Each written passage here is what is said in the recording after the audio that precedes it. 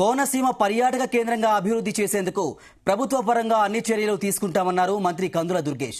సంక్రాంతి పండుగను పురస్కరించుకుని అంబేద్కర్ కోనసీమ జిల్లా ఆత్రేయపురంలో కొత్తపేట ఎమ్మెల్యే బండారు సత్యానందరావు ఆధ్వర్యంలో జరుగుతున్న sir Arthur cotton Godavari trophy పోటీల్లో భాగంగా మొదటి రోజు ఈత పోటీలను నిర్వహించారు. పోటీలో దేశంలోని వివిధ ప్రాంతాల నుంచి వచ్చిన క్రీడాకారులు పురుషుల మహిళల విభాగాల్లో పోటీ పడ్డారు. 7 ఏళ్ల నుంచి 70 ఏళ్ల వయసు వరకు వివిధ విభాగాల్లో మహిళలు పోటీలో పాల్గొనడం విశేషం. ఇతర పోటీల విజేతలకు మంత్రి కందుల దుర్గేష్ బహుమతులు అందజేశారు.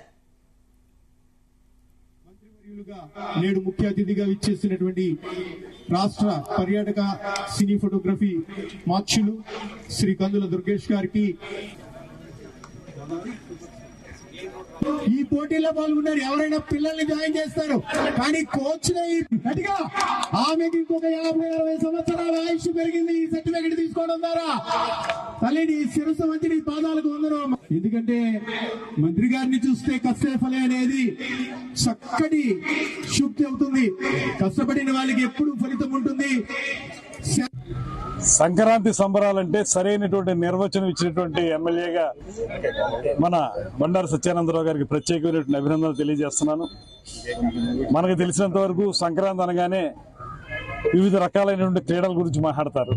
ఇక్కడ మాత్రం నిజంగా యువతకు ఉపయోగపడేది, మనసుకి ఆహ్లాదం కలిగించేది, దేహదారుఢ్యాన్ని పెంపొందించే కార్యక్రమాలను ఇక్కడ ఏర్పాటు చేశారు.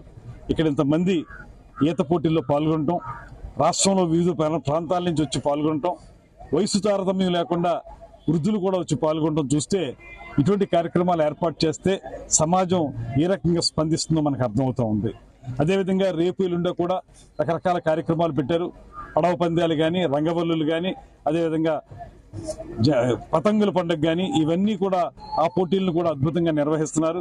3 రోజుల పాటు జరిగేటువంటి ఈ సంక్రాంతి సంబరాల్ని ఇంత బాగా ఆర్గనైజ్ చేస్తున్నందుకు ఎమ్మెల్యే గారికి, వారికి సహకరిస్తున్నటువంటి అధికార యంత్రాంగానికి కూడా అభినందనలు తెలియజేస్తూ పర్యాటక రంగంగా కూడా ఈ ప్రాంతాన్ని చాలా అభివృద్ధి చేయాల్సిన అవసరం ఉంది.